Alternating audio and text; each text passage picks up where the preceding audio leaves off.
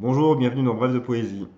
Aujourd'hui, j'avais envie de vous faire découvrir Elia Verdal, une poétesse vraiment talentueuse. Et je vous mettrai aussi le lien vers sa page Facebook, celle qui est consacrée donc à son art, qui s'intitule Prose sexuée d'une femme libre. Et voilà, déjà, le premier texte. Je ne pouvais pas parler de moi, je tenais bon. Je lui posais des questions sur tout de lui, ses proches, ses enfants, ses gencives, tout, tant qu'il n'y avait rien à dire sur moi. Je me concentrais. C'est une histoire de couvercle sur la marmite. Je tentais de réduire le feu. Juste un courbouillon, vois-tu. Il eût fallu qu'il me demande: Et toi, comment tu vas? Pour que la vague déferle. Je faisais de brèves allusions à ma petite personne de temps en temps. Je faisais tremper quelques bribes de moi, en veillant à ce que ça ne s'infuse pas vraiment. Je ne voulais pas qu'il voie, qu'il entende, qu'il se doute. Tout cet amour éléphant qui a débarqué au mauvais moment devait à présent se cacher derrière un épi de blé. Et le printemps avait à peine commencé.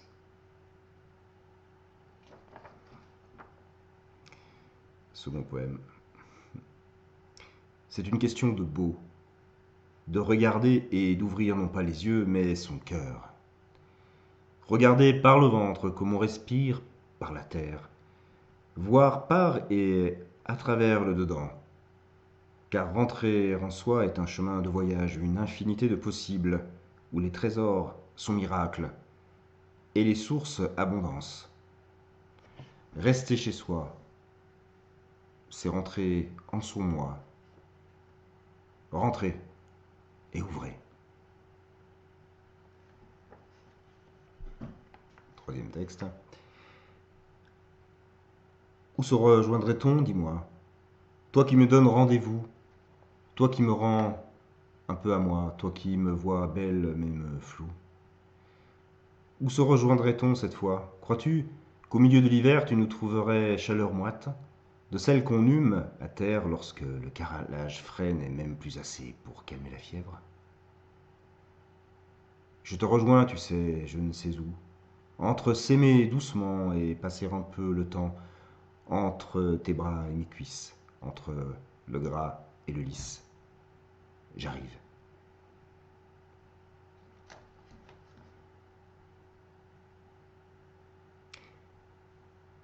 Il y a quelque chose dans l'air qui me parle tout doucement. Je ne fais plus la différence entre celui qui me manque, celui que j'ai oublié, celui qui a mal fait, notre dernière danse et la dernière fois. Je compte tous les mots que nous ne prononçons plus. Je cherche les jolis vers, tous les poèmes et les chansons. Où s'en va en courant tout ce de beau que nous avions dit, crié, pensé, joui?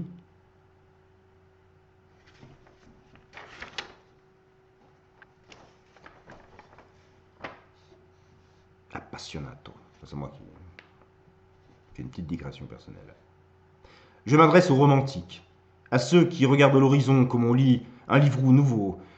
Qu'allons-nous encore faire de nos heures de lumière bleue où les amours dissolus, perdus, renaissent, parfois au loin dans le rire des enfants si beaux? Quand l'été dicte ses insouciances et colore de caramel, les jolis pots de souvenirs et d'eau salée éclaboussée, de tartes à la mirabelle, de longs baisers, que dirons-nous des paysages de cyprès, des teintes de feu, des parfums ambrés, qui, une fois la chaleur enfin retombée, rejoindront les archives de nos histoires, à raconter demain.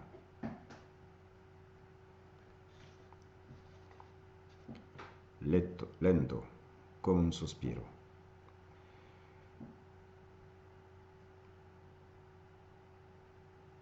Repensez au baiser le plus doux que vous ayez reçu. Fermez les yeux. Passez votre langue sur vos lèvres. lentement, plus lentement encore. Ses yeux plongent dans les vôtres. Et c'est une tentation permanente, celle de garder les yeux fermés pour décupler les sensations charnelles. Ou celle de les ouvrir pour se nourrir du regard de l'autre qui probablement vit la même hésitation. Il s'agit là du contraste absolu d'être vivant. Vivre le palpitant ou le regarder.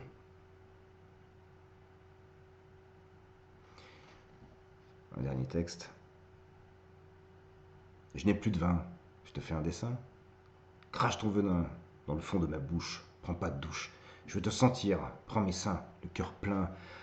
Allumons-nous enfin, car j'ai ouï dire qu'à vrai jouir, les étoiles sont plus lumineuses.